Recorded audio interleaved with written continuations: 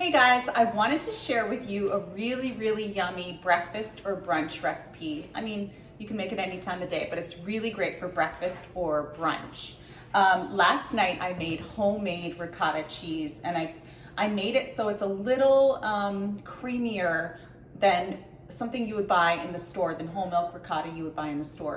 It's very creamy, very yummy. I love it, and I'm always trying to find different ways to utilize it. And I also made crostini last night. So I have, with the ricotta, so I have a leftover Italian baguette. So I am going to make a little bit of French toast, like French toast crostini almost.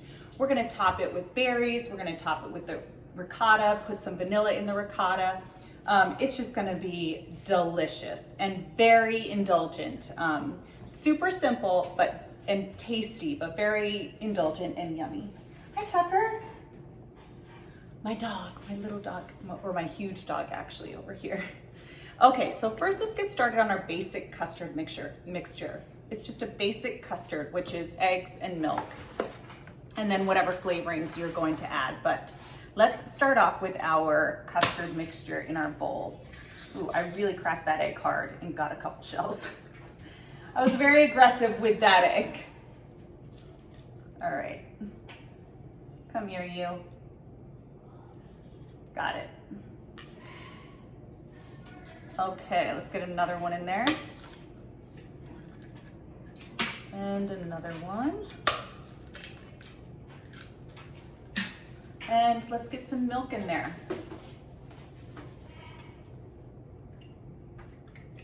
And I'm just gonna whisk that up with a little salt and a little vanilla. And you know what? I think I'm gonna add sugar too. I'm just gonna add a little sugar. Sometimes I do, sometimes I don't, but we're not going to sweeten the ricotta. So let me grab some sugar.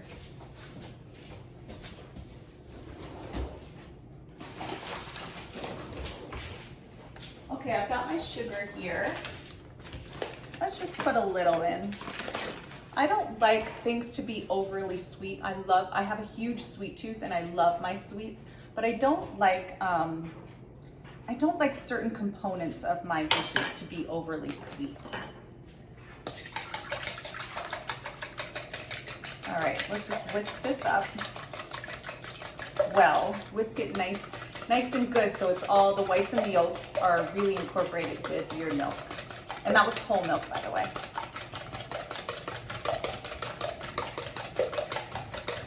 Okay, that's good.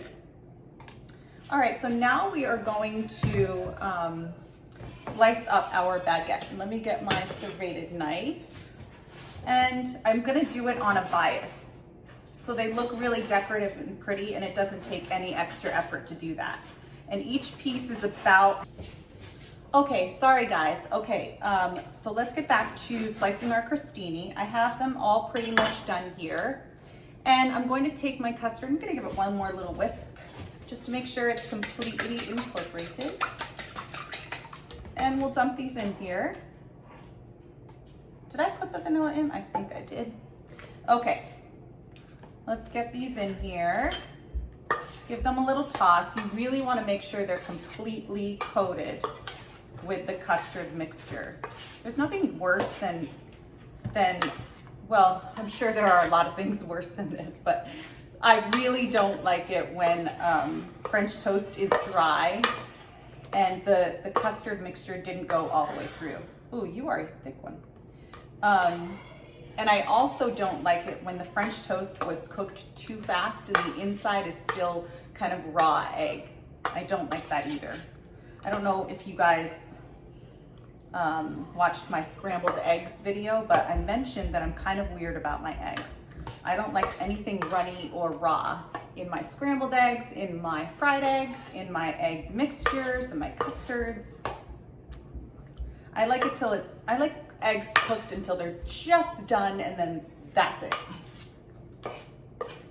All right, so I'm gonna let this soak, bring you over to the stove. Well, I'm only gonna let it soak while I bring you over to the stove and get my heat source going. We don't really need a hot pan when it comes to these a screaming hot pan, that is, when it comes to making these, because we want them to cook through before the outside gets super brown.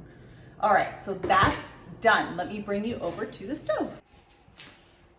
Hey guys, I'm over here at the stove and I have my nonstick skillet here preheating, and it's gonna get nice and hot for us. And I have my French toast crostini over here.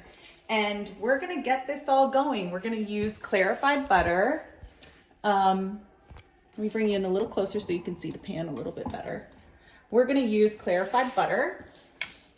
And I love using clarified butter for pancakes or French toast or anything where you want that buttery flavor, but you don't want and buttery texture, but you don't want it to burn too fast. What burns is actually the milk solids in your butter, and this has the milk solids removed. And you can also use it if you're lactose intolerant. So let's get you in here nice and close. All right, so I've got my little crostini, and they're all soaked up. They soaked up this custard. And let's get some clarified butter in here. And you don't want too much. You want enough for flavor and texture, but you also want enough so that nothing sticks. And it's nice and hot. I can see it's nice and hot because the clarified butter looks nice and shimmery. So we'll hear that sizzle. Yep.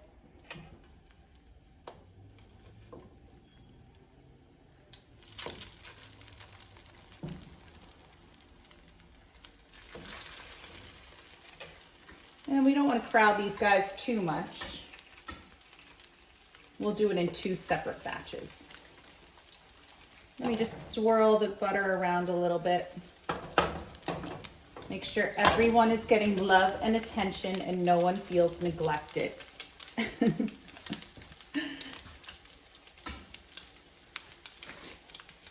And these will cook pretty fast because they're very small.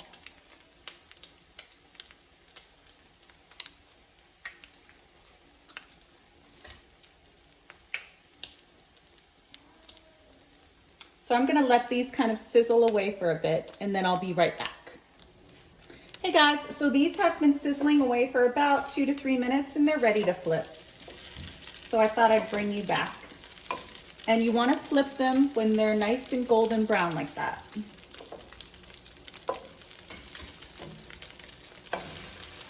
They're so adorable. I love making them with smaller bread.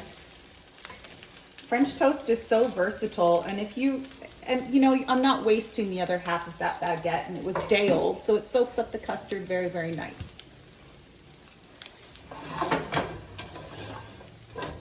And you see how the clarified butter is not burning.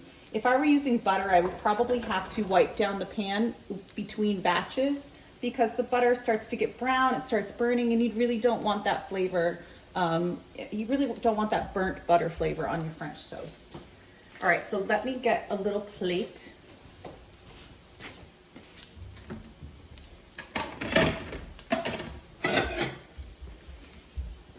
To put these on. I guess we don't need this.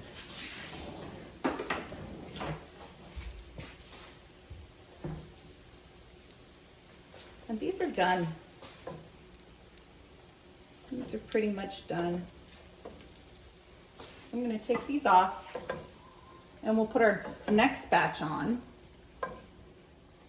And I will bring you back over to the counter. Okay, but before we go back over to the counter, I wanted to show you my blueberry sauce, and it's not even a sauce, it's nothing. I make this all the time because it's just fruit and it curbs my sugar cravings, and blueberries are so good for you. It's frozen blueberries, just a bag of frozen blueberries. I put it in my pot, no lemon juice, no sugar, no nothing. I put it in my pot, let it come to a little boil. It takes a couple minutes, and then I just let it cool, and as it cools, it gets nice and thick. So it's perfect over French toast, over ricotta cheese, over vanilla yogurt, plain yogurt, Sometimes I'll go in the fridge and just grab a spoonful of it if I'm really craving like candy or sugar and I'm trying to be super clean. It's so yummy and versatile. I also put it on toast. It's like jam, only just berries, no added sugar, no extra ingredients. So I'm gonna show you how to do that, which honestly is not really a recipe. It's just pouring some blueberries in a pan. Let's get our heat source going. And you can add maybe a tablespoon or so of water just to keep it from kind of sticking to the pan. So let me grab a little water. Here's some water from my handy Berries Boot Camp water bottle. That was more like maybe 3 tablespoons. But it doesn't matter because if you want it to get even thicker, you just, once it comes to a boil, take the lid off and let the water kind of evaporate. So you can really control how thick this gets. So that's it. I'm just gonna cook this for a couple of minutes and I'll meet you guys back over at the stove. The counter. Okay guys, we have all the components of our French toast ready and waiting for us to assemble. So let's get started on that. So I have my beautiful little French toast crostini, and I have this cute little square plate. I always like to get creative with the plating. But it's not absolutely necessary, obviously, because we are home cooks, but doesn't mean we can't have beautiful plates, right?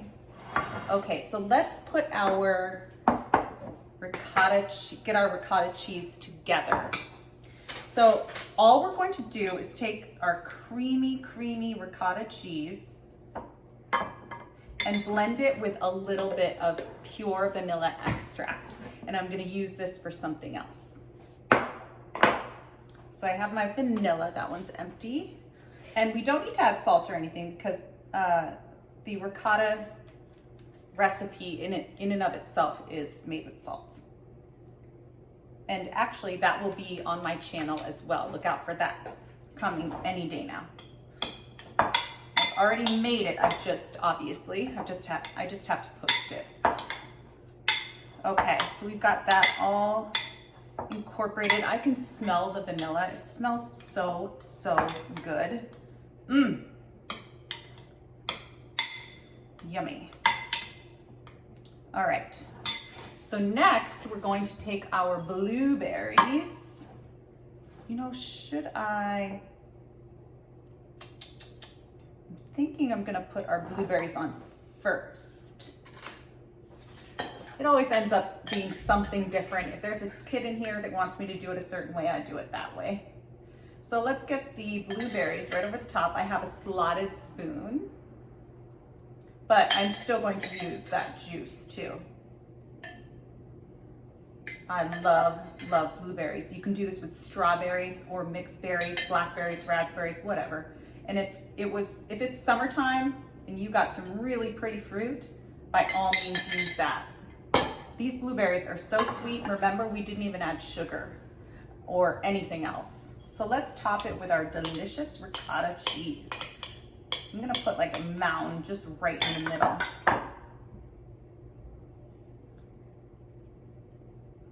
Yummy. Remember, I'm at home so I can lick my fingers. I promise you, I don't do that if I'm serving guests. All right, so let's get that out of the way. And next we're going to put on some mint leaves. Now this is totally optional. I actually put basil on a lot of times, but I have this mint plant, so I just thought might as well use it. And also, it's great for color. I can already smell it actually. I love that. And we'll just give it a little chop. Put it right on top. Just a little color. I think color always makes things a little bit appetizing. All right, this is something that I like to do, but you do not have to do this. I like a little black pepper on the top. I think it looks pretty and I think it adds just a little something. But please, I know that's an odd ingredient to put on top of this, so don't do it if you don't want to. And next we're going to add some slivered almonds. I have some slivered almonds over here for crunch, for texture, and the fact that it's gorgeous. And then we're going to put some powdered sugar, like dust some powdered sugar over top, just for a little sweetness, because remember, we didn't put a lot of sugar in this. This isn't very sweet. And plus it looks really pretty. And my kids love powdered sugar. They always go way overboard with the powdered sugar. And that's it. It looks so gorgeous. And this could feed 2 or 3 people even. But that's beautiful.